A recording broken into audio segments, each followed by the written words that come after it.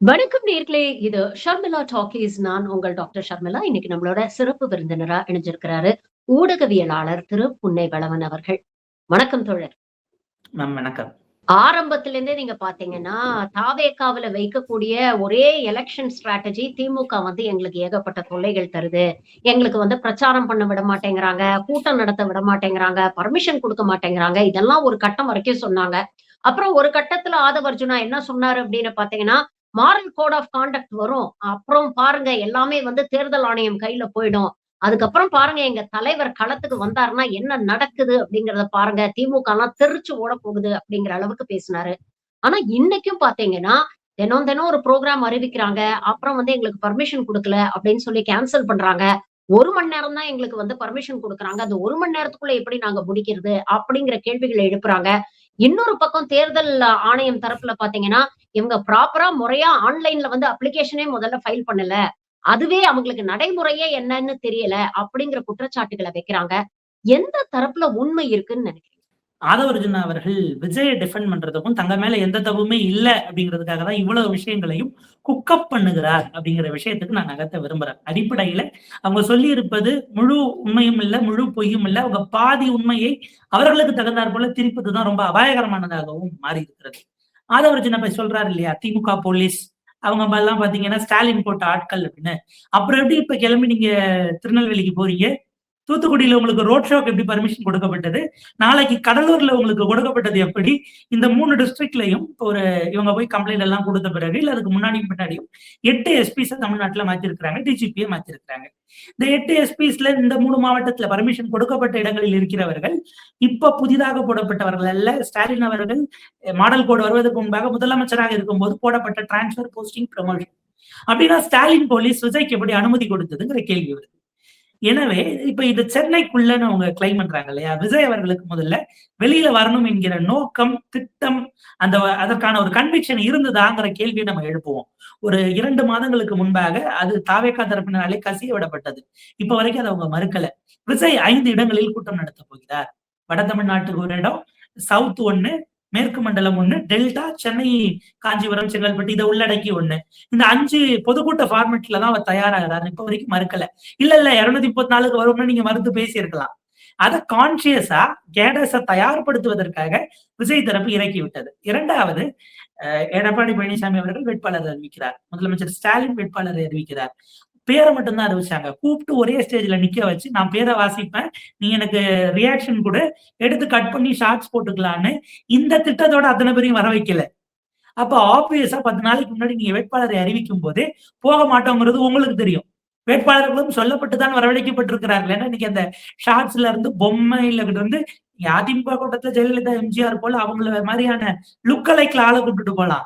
விஜய் இருக்கும் போதே அவருடைய லுக்கலைக்கு எப்படி நீங்க கூப்பிட்டு போறீங்கிற கேள்வி இருக்கு இல்லையா? சோ ஒட்டுமொத்தமாக ஆதவர்ஜுனா தங்களுடைய இயலாமையை மறைப்பதற்கு விஜய் 234 தொகுதிக்கும் வெளியில் வருவதற்கு தயாராக இல்லை. இப்ப ஒரு 4 ஹவர்ஸ் பெர்மிஷன் கேட்கிறாருல, இதற்கு முன்பாக 3 கூட்டம் நீங்க நடத்திருக்கீங்க மாடல் கோடு வந்த பிறகு. பெரம்பூர்ல அவர் பேசினது 6.5 நிமிடம். அடுத்தது குளத்தூர்ல அவர் பேசினது ஏறத்தாழ 2.3 நிமிஷம் தான் பேசினாரு. அவர் அடுத்தது திருச்சி கிழக்குல ஒட்டுமொத்தமா அவர் மாலை போட்டு இந்த என்டையர் ப்ராசஸே 17 நிமிஷத்துக்குள்ள முடிஞ்சு போச்சு. எதுக்கு உங்களுக்கு 4 மணி நேரம்? அப்ப அந்த இடத்துல நீங்க அதுவும் ரங்கநாதன் ஸ்ட்ரீட் போன்ற இடத்துல நீங்க டி நகர், பாண்டி பஜார்ல ஈவினிங் ஒரு பீக் டைம்ல கேக்குறீங்கன்னா உங்களுடைய நோக்கம் என்னங்கிற கேள்வி வருது. வேற யாருக்காச்சும் அப்ப நீங்க 4 மணி நேரம் கேட்டீங்களா? புஷி ஆனந்தன் அவ்வளவு ஸ்பெஷல் உங்களுடைய கட்சியினுடைய பொதுச் செயலாளர் என்பதற்காக வேணா இந்த இடம் தான் ஆதவர்ஜுனாவுடைய விஷயங்களை நாம் அம்பலப்படுத்த வேண்டிய தேவை இருக்கிறது. அவர் சொன்னதுல என்ன ஃபேக்ட்? சென்னைக்குள்ள யாருக்கு 3 மணி நேரம் 2 மணி நேரத்தை கடந்து கொடுக்கப்பட்டதுன்னு ஆதவர்ஜுனா சொல்ல தயாரா? அப்ப நம்ம என்ன பண்றோம், இது இருக்கக்கூடிய தலைவர்கள் இப்ப தமிழ்நாட்டுல பிரச்சாரம் போய் கொண்டிருக்கிறவர்களுடைய லிஸ்ட் எடுத்து, கேம்பெயின் லிஸ்ட் எடுத்து நம்ம ஒப்பிடுறோம். எதிர்கட்சி தலைவர் எடப்பாடி பழனிசாமி அவர்கள் அவர் 8ஆம் தேதி பிரச்சாரம் போறாருன்னு 6ஆம் தேதி அதிமுக லிஸ்ட ரிலீஸ் பண்றாங்க. சென்னைக்குள்ள எந்தெந்த இடங்கள்னு. அப்படின்னா என்ன அர்த்தம்? 48 மணி நேரத்துக்கு முன்னாடி அவர் போறதுக்கு 48 மணி நேரத்துக்கு முன்னாடி அறிவிக்கிறாங்க. இது அத பர்மிஷன் 8 போலீஸ் ஸ்டேஷன்ல வாங்கணும். அது 5ஆம் தேதி அப்ப நடந்திருக்கும். 48 மணி நேரத்துக்கு முன்னாடி நீங்க ஆன்லைன்ல சுவிதா ஆப்ல அப்ளை பண்ணணும். அப்ப அதிமுக குறைஞ்சது 5 நாள் ஒர்க் பண்ணி இருக்கிறாங்க எதிர்கட்சி தலைவர் ஒரு கூட்டத்திற்கு வருவதற்கு. இது 5. சீமான் அவர்களுக்கு குறைஞ்சது 3 நாள். உதயநிதி ஸ்டாலின் அவர்களுக்கு ஏறத்தாழ 8, 9 நாட்களுக்கு முன்னாடி திமுக ஒர்க் பண்ணி பர்மிஷன் வாங்கி இருக்கிறாங்க. ஏன்னா அவர் 8ஆம் தேதி போறத 3ஆம் தேதி காலையில முரசொலியில வருது. அப்ப 2ஆம் தேதி 8 போலீஸ் ஸ்டேஷன்ல அவங்க ஒப்புதல் வாங்குறாங்க. 2னா 31ஆம் தேதியே அவங்க வேலைய ஆரம்பிச்சுட்டாங்க. நீங்க 8ஆம் ம். தேதி ஒரு தலைவர் போவதற்கு 9 நாளைக்கு முன்னாடி ஒரு கட்சி ஆரம்பிக்கிறது. அந்த வேலையை நீங்கள் செய்தீர்களாங்கிறது தானே கேள்வி. எடப்பாடி பழனிசாமி அவர்கள் சென்னையில அவருக்கான பெர்மிஷன் புதன்கிழமை 8ஆம் தேதி காலையில 9 மணிக்கு வேளச்சேரி, 10 மணிக்கு சைதாப்பேட்டை, 11 விருகம்பாக்கம், 4 மணிக்கு டி நகர், 5 மணி அண்ணா நகர், 6 மணிக்கு வில்லிவாக்கம், 7 மணிக்கு கொளத்தூர், 8 மணிக்கு பெரம்பூர்.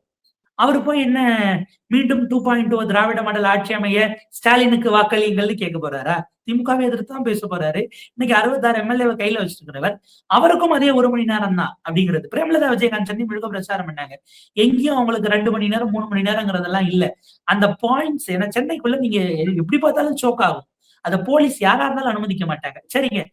சீமான் அவர்களுக்கு அவருடைய ஷெட்யூலே 1/2 அன் ஹவர் தான் ஒரு பாயிண்ட்டுக்கு. நீங்க ஒரு நாளைக்கு அவர் 6 வாகன பரப்புரை, ஒரு பொதுக்கூட்டம் நடத்துறாரு. அவருடைய லிஸ்டும் ரிலீஸ் ஆயிருக்கு. ஏப்ரல் 1 9, 9:30 கவுண்டம்பாளையம், 10, 10:30 சிங்காநல்லூர், 11, 11:30 கிணத்துக்கடவு, 4:30 கோவை தெற்கு, 5:30 தொண்டாமுத்தூர், 6:30 மேட்டுப்பாளையத்துல பொதுக்கூட்டம். Half an hour. அடுத்த ஹாஃப் அன் ஹவர் டிராவல் பண்ணி அங்க போகணும். இது ஒரு தலைவர்களுடைய பிளான் இருக்கு, விஷன் இருக்கு, கிளாரிட்டி இருக்கு. இவங்க 2 பேரும் சீமானும், எடப்பாடி பழனிசாமியும் முதலமைச்சர் வேட்பாளர்கள் திமுகவை எதிர்க்கிறார்கள். அப்ப உதயநிதி ஸ்டாலினுக்கும் ஏன் 1 ஹவர் தான் பர்மிஷன் கொடுக்கப்படுகிறது? அவருடைய லிஸ்ட் நான் வாசிக்கிறேன் கேளுங்க.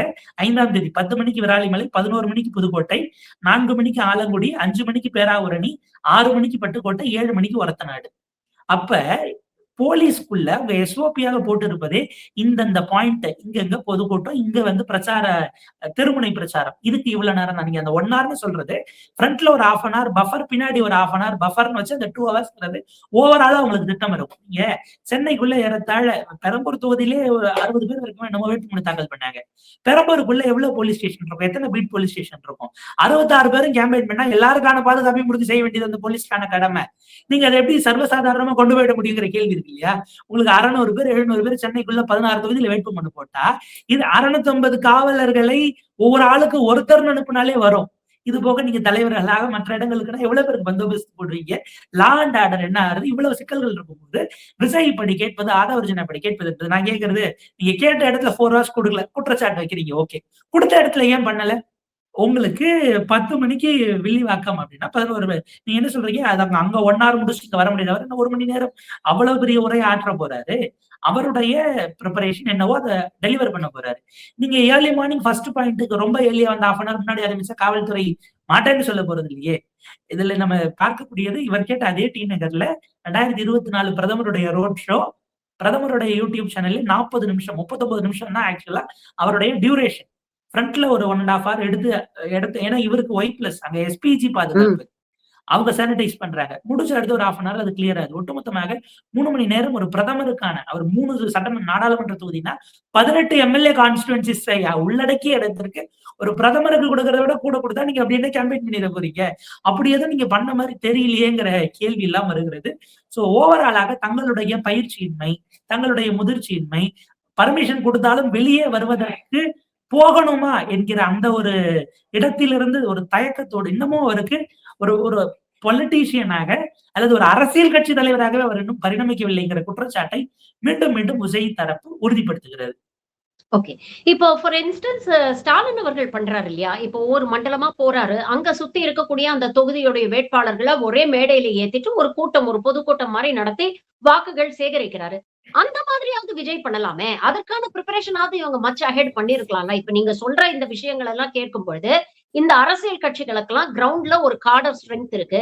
அங்க லோக்கல்ல கான்ஸ்டிட்யூவன்சில இருக்கக்கூடிய நிர்வாகிகள் இது எல்லாத்தையும் கிளீனா ஒருங்கிணைச்சு ஒரு ஷெட்யூல் போட்டு அவங்களுக்குள்ள பேசி ஒரு ப்ரோக்ராம் பண்ணி இதெல்லாம் முன்கூட்டியே தலைவர்கள் கிட்ட கொடுத்துடுறாங்க. சோ தேர்தல் பிரச்சாரம் ஆரம்பிக்கிறதுக்கு முன்னாலேயே இந்த 20 நாளைக்கான ஸ்கெடியூல அநேகமா திமுக, அதிமுக எல்லாம் ஆல்ரெடி ரெடி பண்ணியிருந்திருப்பாங்க. சோ போலீஸ் பர்மிஷன் கொடுக்கும்போது ஒரு இடத்துல திமுக பிரச்சாரம் அன்னைக்கு நடக்குதுன்னா நீங்க மாத்தி வச்சுக்கோங்க அப்படிங்கறத கட்சிகள் கிட்ட பேசிட்டு அவங்க அந்த ப்ரோக்ராம ரீஸ்கெடியூல் பண்றதுக்கும் அவங்களுக்கு இனஃப் டைம் அஹெட் இந்த மாதிரி பிரச்சனைகள் அதை சமாளிக்கிறதுக்கான நேரமும் இருக்கு. அப்ப இதெல்லாம் இவங்களால பண்ண முடியல அப்படிங்கிறதுதான் உங்களோட இந்த பதில்ல இருந்து நமக்கு புரியுது. ஒரு அடிப்படையில இவங்களுக்கு இதை எப்படி பண்ணணும் அப்படிங்கறதே தெரியல. அப்படியே தெரிஞ்சிருந்தாலும் இதில் ஒருங்கிணைக்கிறதுக்கான அந்த புரிதல் உள்ள நபர்கள் அந்த கட்சியில இல்ல.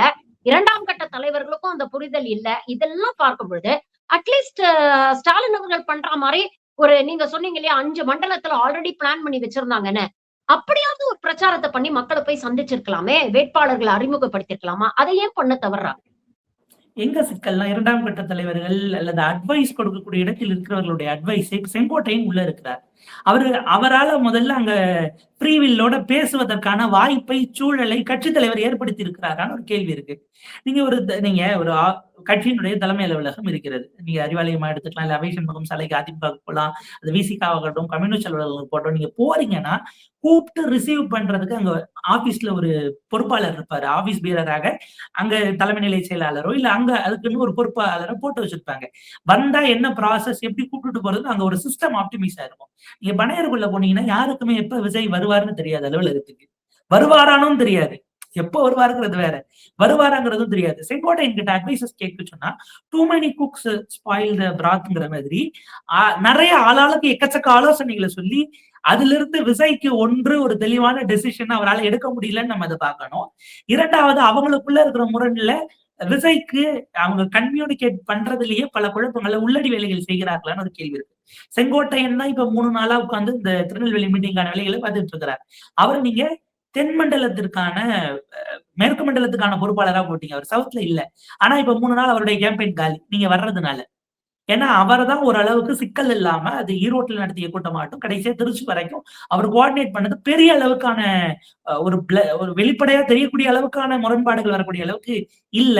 அது கம்பேரிட்டிவ்லி விஜய்க்கு கொஞ்சம் நீட்டா இருந்திருக்கு கரூரை கம்பேர் பண்ணும்போதுங்கிறதாக அவர் உணர்ந்ததுனாலதான் அவர் தலையில பொறுப்பு கொடுக்கப்படுகிறது. ரொம்ப சிம்பிளானது. உங்களால அதாவது அது வந்து சீஃப் மினிஸ்டர் கேண்டிடேட்டினுடைய தொகுதி எடப்பாடியில உங்களுடைய வேட்பாளரினுடைய வேட்புமனுவை நீங்க ஏற்க வைக்க முடியவில்லை என்றால், அப்ப நீங்க என்ன தயாரிப்புகளோட இருக்கிறீங்கன்னு ஒரு கேள்வி இருக்கு. செங்கோட்டையன் தான் இன்சார்ஜ் இத்தனைக்கும். அவர் ஒரு செங்கோட்டையன் லாயலிஸ்ட்ங்கிறாங்க எடப்பாடியில போடப்பட்டவர். 10 பேர்கிட்ட சைன் வாங்கணும், முன்மொழியணும். அங்க இருக்கக்கூடிய ஓட்டர்ஸ்னா 7 பேர்ட்ட வாங்கி சப்மிட் பண்ணியிருக்கிறார். அவங்களுடைய இணையர் அவங்க தான் டம்மி கேண்டிடேட்டா போட்டாங்க. 6 பேர்ட்ட வாங்கி சப்மிட் பண்ணிட்டாங்க. ரிஜெக்ட் ஆகுது. அவர் தலைமறைவுங்கிறாங்க, எடப்பாடி ஆதரவாளர்கள் கடத்திட்டாங்கங்கிறாங்க. அப்ப 234 தொகுதியிலும் ரிஜெக்ட் ஆகாம வேட்புமனுவை ஏற்க வைப்பதற்கே உங்களுக்கு திட்டமிடுதல் இல்லை என்கிற பாயிண்ட் இருக்கு. இப்ப முதலமைச்சர் ஸ்டாலின் நடத்தது போல நடத்துவதற்குனா செலவை யார் ஏற்பாங்கிற கேள்வி ரொம்ப பிரதானமாக இருக்கிறது. ஏன்னா இப்ப எலெக்ஷன் மாடல் கோடு வருவதற்கு முன்பாக அதை திட்டமிட்டு நீங்க ஓரளவுக்கு வேலைகளை நகர்த்தி இருந்தீங்கன்னா அந்த எக்ஸ்பென்ஸ் வந்து மாடல் கோடு வந்த பிறகு உங்க ஒவ்வொரு கேண்டிடேட்டுக்கும் ஒரு அதிகாரியை போட்டு எவ்வளவு எக்ஸ்பென்ஸ்ங்கிறத பார்ப்பாங்க. இப்ப அது வந்து வேட்பாளர் தலையில ஏறுமா, கட்சி தலையில ஏறுமா? நீங்க அங்கீகாரம் பெறாத கட்சினா உங்களுக்கு லிமிட் இன்னும் கம்மியா இருக்கும். பிஜேபி அங்க இருந்து நேஷனல் பார்ட்டின்றதுனால அவங்க சீஃப் மினிஸ்டர்ஸ் எல்லாம் கொண்டு வராங்க. சீஃப் மினிஸ்டரோட புரோட்டோகால் நடக்கிற சில விஷயங்களை இதுக்கு பயன்படுத்திக்கலாங்கிற அளவுக்கு அதுல வேலை இருக்கு இல்லையா? அப்ப எந்த விதமான திட்டமிடுதலுமே இல்ல. ஒண்ணு, திட்டமிடுதல் இருக்கக்கூடியவர்களிடமிருந்து விஜய் கரெக்டா இன்புட்ஸ வாங்கிக்கிட்டாராங்கிற அடுத்த கேள்வி இருக்கிறது. 3வது, இந்த தேர்தல்ல விஜய் சீரியஸாக இருக்கிறாரா? அவருக்கான ஜனநாயகன் படத்துக்கும் மக்கள் தான் நீதி கொடுக்கணும்னு நான் உங்ககிட்ட வந்திருக்கேங்கிறாங்க. அடிப்படையில குறைந்தபட்ச அரசியல் புரிதல். அவங்க பேசக்கூடியதுல எவ்வளவு முரண்பாடுகள் பாருங்க. ஆதவர்ஜுனா சொல்கிறார், போன கிறிஸ்துமஸ்க்கான அந்த விழால அவரு கன்னியாகுமரி போயிட்டு பேசும்போது சிறுபான்மையினர் என்கிற சொல்லே இருக்கக்கூடாது. நம்ம எல்லாம் ஒரு தாய் மக்கள்னு பேசிட்டு இன்னைக்கு விஜய் அவர்களே ஒரு சிறுபான்மையினர் தான் அப்படின்னு நீங்க பேசுறீங்க. அப்ப எங்க இருந்தது உங்களுக்குள்ளே இருக்கக்கூடிய முரண்? அப்படின்னா நீங்க உள்ளபடியே சிறுபான்மை மக்களுக்கான உரிமைக்கு பேசக்கூடியவராக இருந்தால் எஃப்சிஆர் ஒரு சட்டத்தை நாடாளுமன்றத்துல கொண்டு வந்தாங்களே, என்ன ரியாக்ட் பண்ணீங்க? தர்மேந்திர பிரதான் பேசுகிறார், சிபிஎஸ்இ பள்ளிகள்ல முழுக்க 3வது மொழியை கட்டாயமாக்குகிறோம்னு அவர் கொண்டு வந்ததுக்கு முதலமைச்சர் ரியாக்ட் பண்ணாரு. நீங்க மாநில உரிமை பேசக்கூடியவராச்சு என்ன பேசுறீங்க? உங்களுக்கு அந்த பிளாட்டே அவங்களுக்கு ஆரம்பத்துல இருந்தே புரிதல் இல்லைங்கிறத தாண்டி நம்ம வெளியில வந்துட்டோம்னா கிரேஸ் போயிடும். ரொம்ப சிம்பிள். நீங்க பெரம்பூர்ல இருந்து கொளத்தூர் வருவதற்கு உங்கள் ஸ்டேட்மெண்ட் படி 1.5 மணி நேரம் மக்கள் வெள்ளத்தில் நீந்தி வந்தீர்கள். கேன்சல் பண்ணிட்டீங்க. பெரம்பூர்ல இருந்து நீலாங்கரை போறதுக்கு என்ன 3 மணி நேரம் ஆச்சா? எப்படி 40 மினிட்ஸ்ல நீங்க போய் சேர்ந்தீங்க? இப்ப கொளத்தூர்ல இருந்து அங்க போறதுக்கு ஏன் உங்களை யாரும் ஃபாலோ பண்ணிட்டு வரல? அப்ப நேற்றைக்கு நடந்ததுல எவ்வளவு சொதப்பல் பாருங்க. இன்னைக்கு மதியம் 1 மணிக்கு அவரு திருநெல்வேலியில பேசுறாரு, பர்மிஷன் வாங்கியிருக்கிறாங்க. நேற்றைக்கு நள்ளிரவு 11:50க்கு அபிஷியலா ஸ்டேட்மெண்ட் போடுறீங்க. நாளைக்கு கூட்டம் இருக்கு, கர்ப்பிணிகள் வராது. அதாவது நடுராத்திரி 11:50க்கு தான் அபிஷியல் ஸ்டேட்மெண்ட் வருது, நாளைக்கு மதியம் கூட்டம்னு. டைமிங் என்ன, இப்போ இடம் என்ன, இதெல்லாம் சொல்லணும். புசி ஆனந்த் பிரஸ் மீட்ல சொல்றாங்க, இதுக்குதான் நான் பிரஸ் மீட்டே கொடுக்கறது இல்ல. நீங்க பாட்டு எல்லா கேள்வியும் என்கிட்ட கேக்குறீங்க. சாயங்காலம் ட்விட்டர்ல ட்வீட் போடுவாங்க, பார்த்து தெரிஞ்சுக்கங்கன்னு ஒரு பொதுச் செயலாளர் சொல்கிறார். நீங்க வேற ஏதாவது ஒரு கட்சியில ஒரு பொதுச் செயலாளர் அப்படி பேசிடுவாரா? என்கிட்ட ஏன் கேக்குறீங்க ட்வீட்டை பார்த்து தெரிஞ்சுக்கங்கன்னு? ஏன் அவர் சொல்றாருன்னா 12 மணிக்கு வருவாருன்னு கரூர்ல ஒரு பிரஸ் மீட் கொடுத்து நீங்க எப்படி கொடுத்தீங்க? ஏன்னா அபிஷியல் ஸ்டேட்மெண்ட்ல நீங்க டைமிங்க 5 மணிக்கு பிறகுதானே வாங்கியிருக்கிறீங்க. நீங்க எப்படி 12ன்னு சொன்னீங்க? 12ங்கிறத நம்பி 10 மணிக்கே கூட்டம் முடிச்சு புசி ஆனந்த உள்ள சேர்த்திருக்கிறாங்க. அவரை சிபிஐ கிரில் பண்ணியிருக்கிறது. எனவே அவரை தன்னை தற்காத்துக் கொள்ள கட்சி பொதுச் செயலாளருக்கே தலைவர் எப்ப வருவாருன்னா, நான் இட்டுன்னு வந்து இட்டுன்னு போறது என் வேலை தான். ஆனா எப்ப வருவாருலாம் என்ன கேட்காதீங்கன்னு அதுல இருந்து நகர்ந்துகிறாரு. அப்ப அந்த கட்சியினுடைய வேலையை ஓன் பண்றதுக்கே உள்ள ஆள் இல்ல அப்படிங்கிறதுல வெளிப்படையாக இது காட்டியிருக்கிறதுன்னு நம்ம எடுக்கணும். இதுல இன்னும் ஒரு பாயிண்ட் இருக்கு. இவ்வளவு நெருக்கடிகள் இதெல்லாம் ஓடிக்கிட்டு இருக்கு இல்லையா? எடப்பாடி தொகுதியில இப்ப வரைக்கும் நீக்கப்பட்டது எடப்பாடி பழனிசாமி ஆதரவாளர்களை கடத்திட்டாங்கங்கிற குற்றச்சாட்டை அவங்களுடைய எலெக்ஷன் ஏஜென்சி, சீஃப் எலெக்ஷன் ஏஜென்ட்டோ மற்றவர்களோ வைக்கிறார்கள். விஜய் இப்ப வரைக்கும் ரியாக்ட் பண்ணல. அந்த இடம் தான் நம்ம பொலிட்டிக்கலி சந்தேகப்பட வேண்டிய இடம். இன்னைக்கு அவரு கூட்டம் நடத்தக்கூடிய இடம் நயினாருக்கு சொந்தமானது அப்படிங்கிற மாதிரியான விமர்சனங்களை சோசியல் மீடியால போறாங்க. குறிப்பா டாக்டரும் எழுத்தாளருமான சூர்யா சேவியர் அவர்கள் அதை சார்ஜாவே வச்சிருக்கிறாரு. இப்ப வரைக்கும் நயினார் ரியாக்ட் பண்ணல. அவர் ஏர்போர்ட்ல இருக்கிற இடங்களுக்கு மட்டும் தான் பிரச்சாரத்துக்கு போறாரு அப்படிங்கிற ஒரு குற்றச்சாட்டையும் வச்சிருக்கிறாரு சூர்யா சேவியர். ஏர்போர்ட் இருந்தாதான் இல்லன்னா இல்ல தனி விமானம் அப்படிங்கிற மாதிரி இல்ல ஜெயலலிதா அவர்கள் போன மாதிரி ஹெலிபேட் ரெடி பண்ணி செலவாயிடும்.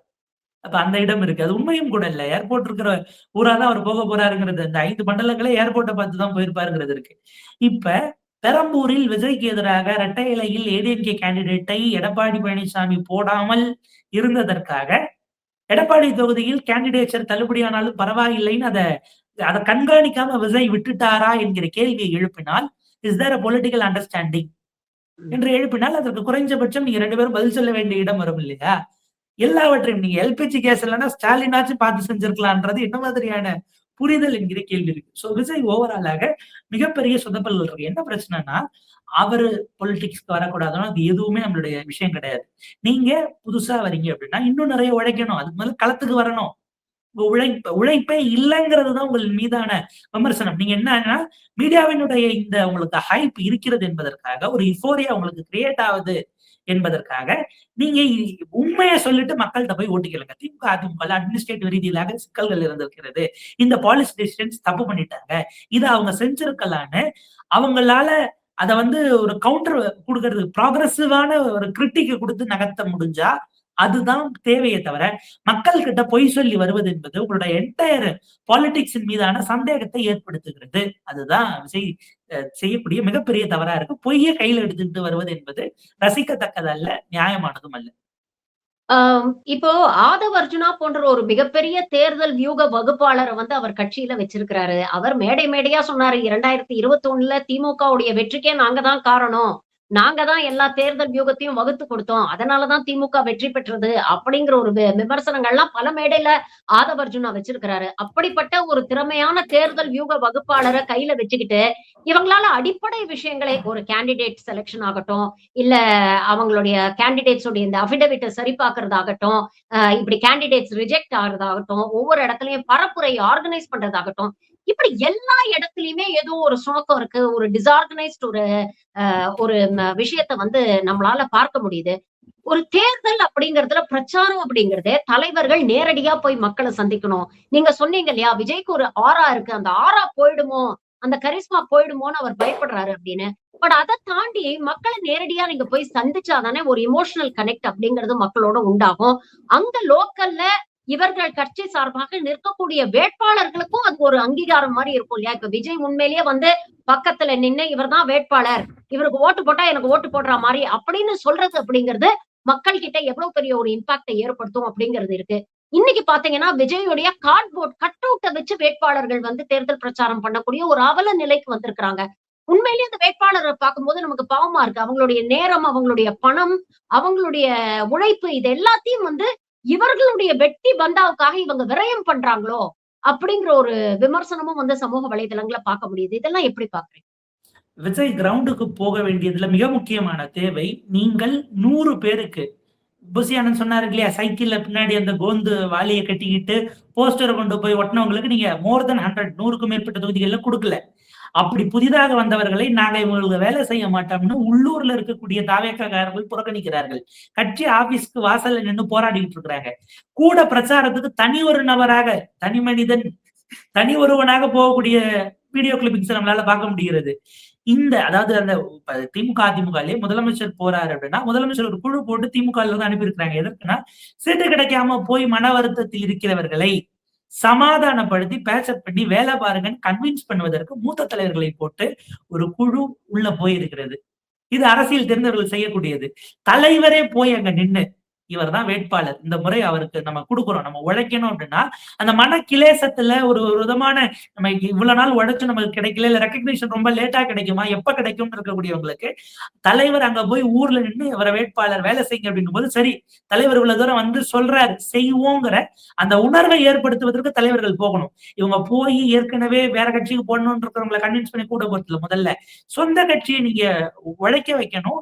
சொந்த கட்சிகள் இருக்க அணிகளை சமாளிக்கணும். இந்த ஃபிரிக்ஷன்ஸ்க்கு எல்லாம் தலைவர் நேரில் போக வேண்டிய ஒரு தேவை இருக்கிறது. உள்ளபடியே இது ஒரு அவலமாகத்தான் விஜயனுடைய கார்ட்போர்ட் கட் அவுட்டோ இல்ல அவரை மாதிரியாக டூ போடக்கூடிய அந்த லுக் அலைக்காக போகக்கூடிய ஆர்டிஸ்ட்கள் அவங்களை கூப்பிட்டு ஏதோ அவர்கள் அந்த மாதிரி எல்லாம் கூப்பிடுறதுனால அவங்களுக்கு ஒரு நாள் அந்த ஷோ கிடைச்சது அப்படிங்கிற வகையில நம்ம அதை பார்க்கலாமே தவிர மக்கள் அதை என்னவா பார்ப்பாங்க. அப்ப நீங்க ஓட்டு கேட்டு கூட என்கிட்ட வரமாட்டீங்கன்னா நீங்க அவ்வளவு பெரிய கோபுரத்து மேல ஏறி உட்கார்ந்து இருக்கிறீங்களாங்கிற அந்த ஒரு விஷயம் இருக்கு இல்லையா? மக்கள் அதை ரசிக்க மாட்டாங்க அடிப்படையில. நீங்க வந்து நின்னு அதாவது உளவியல் ரீதியிலாக அவங்களுக்கு நீங்க தான் இங்க எம்பவர்டான ஆளு, நீங்க நினைச்சாதான் நான் எம்எல்ஏ, நீங்க நினைச்சாதான் நான் எம்பி அப்படிங்கிறத செய்ய வைப்பதற்காக மக்களிடம் போய் அவங்க கிட்ட இரு கை கூப்பி அதை கேட்கக்கூடிய அந்த கேம்பெயின் அப்படிங்கிறத உளவியலா அவங்க ரசிப்பாங்க. இவர் என்னன்னா இவர்கிட்ட வரக்கூடிய அந்த ஏஜ் குரூப் வேற ஏதாவது இருக்குல்ல, வர்றவங்க அத்தனை பேரும் சுத்தி நின்னுகிட்டு அவர் அந்த கேரவான ஃபர்ஸ்ட் ரவுண்டோ செகண்ட் ரவுண்டோ போடக்கூடியவர்கள் நின்னுகிட்டு எல்லாரும் இன்ஸ்டால லைவ் போடுறாங்க.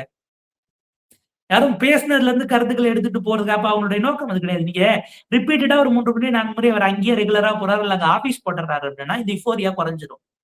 திரும்ப திரும்ப திரும்ப அவர் வெளியில இப்ப நம்ம எவ்வளவோ கேள்விப்பட்டிருக்கிறோம். ஒரு அரசியல் கட்சி தலைவர் இன்டர்வியூ கொடுப்பதற்காக டிஸ்கஷன் வச்சிருக்காரு ஒரு வாரத்துக்கு முன்னாடி.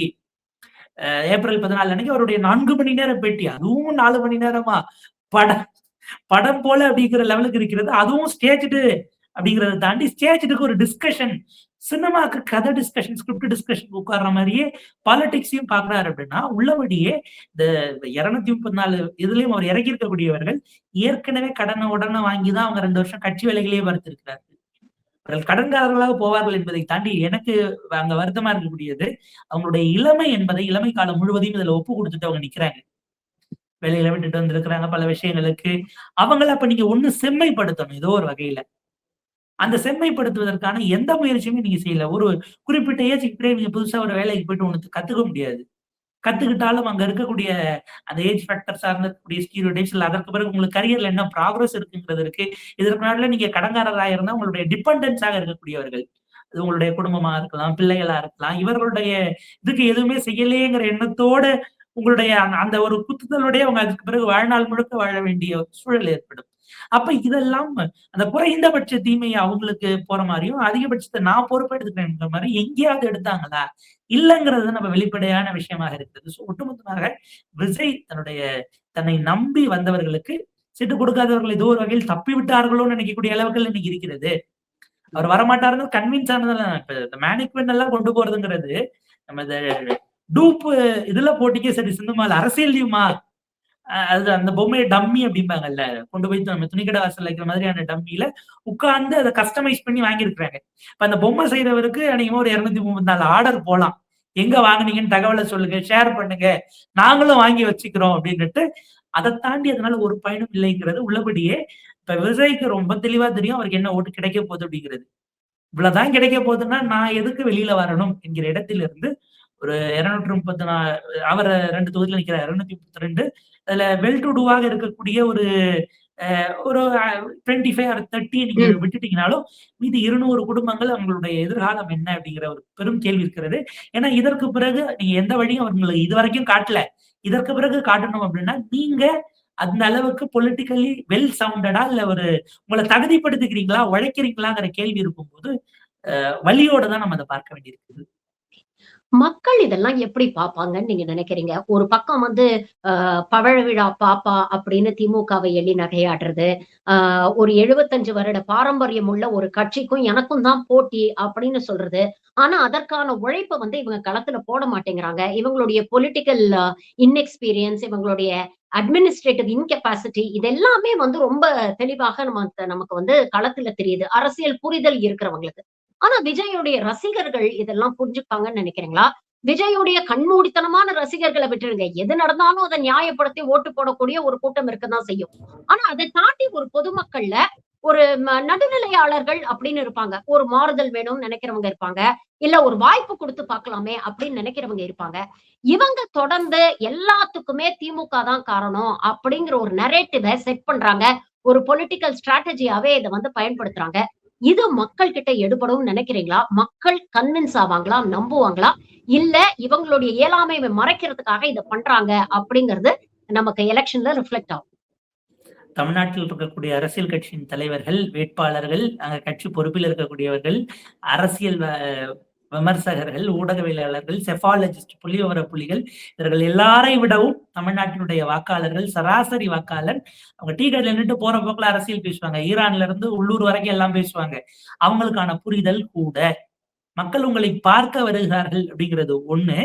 இரண்டாவது, உங்களை துல்லியமாக அவர்களால் மதிப்பிட முடியும். அதை காட்ட முடியாது, பொதுவெளியில இயக்க முடியாது, உடனே கருத்தா அதை வெளிப்படுத்திட முடியாது. ஒண்ணும் இல்ல, எஸ்ஐஆர் பணிகள் நடந்தது. இவ்வளவு விஷயங்களுக்கு நடுவுலயும் யாரு வந்து அந்த வேலை பார்த்தான்னு உங்களுக்கு தெரியும் இல்ல. நீங்க இவர் ஏதோ இங்க எப்படி ஏர்போர்ட்டுக்கு பக்கத்துல இருக்காருங்கிறத தாண்டி கட்சி கட்டமைப்பே இவருக்கு அர்பன்ல தான் இருக்கு. ரூரல் நீங்க கிராமமா ஒர்க் பண்றதுக்கான கட்டமைப்பே இல்லை. கொடிகள் இல்ல. நீங்க ஊருக்கு உள்ள போயிட்டு டீப்பா இன்டீரியரா போனீங்க அப்படின்னா சில இடங்கள்ல பாஜக கூட தங்களுடைய கொடியை கொண்டு வருவதற்கு அங்க கட்டமைப்பு ஏற்படுத்துவதற்கு வேலை பார்க்கறாங்க. தாவேகாவுக்கான அந்த பிரசன்ஸ் அப்படிங்கிறது இல்ல. பல நேரங்கள்ல அந்த ஊர்ல ஒரு சின்ன செட்டு பசங்க இருப்பாங்க. கொஞ்சம் இளந்தாரி பிள்ளைகளாக இருப்பார்கள். அவங்க ஒரு இடத்துல எல்லா கூட்டத்துக்கும் ஊர்ல இருந்து கிளம்பி அப்படியே போயிட்டு ரிட்டர்ன் வந்தவங்களா இருக்கிறார்கள்ங்கிற மாதிரியான சூழல் தான் இருக்கு. வார்டுல பூத்ல உட்காரணும். நீங்க பூத் மேனேஜ்மெண்ட்ங்கிறது அவங்க எதுபடியே இப்ப எடப்பாடியில நடந்தது அப்படிங்கிறது அது வெறும் டீசர் தான். வித்ட்ராயல் வாங்குறதுன்னு ஒன்று இருக்கு. போட்ட வேட்புமனு வாபஸ் வாங்குறது. அன்னைக்கு நடக்க போறது ட்ரைலர். இதற்கு பிறகு பூத்துல உட்கார அந்த ஹோல் டே இருக்குல்ல, இவங்க எல்லாம் என்னமோ சொல்றாங்க முந்தின நாள் நைட்டே போய் உட்கார்ந்துருவாங்க நம்ம ஆட்கள் அப்படின்லாம். துணை ராணுவ படையெல்லாம் இருக்கும். நீங்க கொஞ்சம் பாதுகாப்பா இருக்கணும். பசங்க பழக்க தோஷத்துல பாக்கெட்ல விசில போட்டு கொண்டு போய் இவிஎம் கிட்ட நான் ஓட்ட போடும்போது ஊத போறேன்னு கொண்டு போயிட்டா சின்னத்தெல்லாம் பூத்துக்குள்ளேயே கொண்டு போக கூடாது. 200 மீட்டருக்கு அந்த பக்கம் சென்சிடைஸ்டு.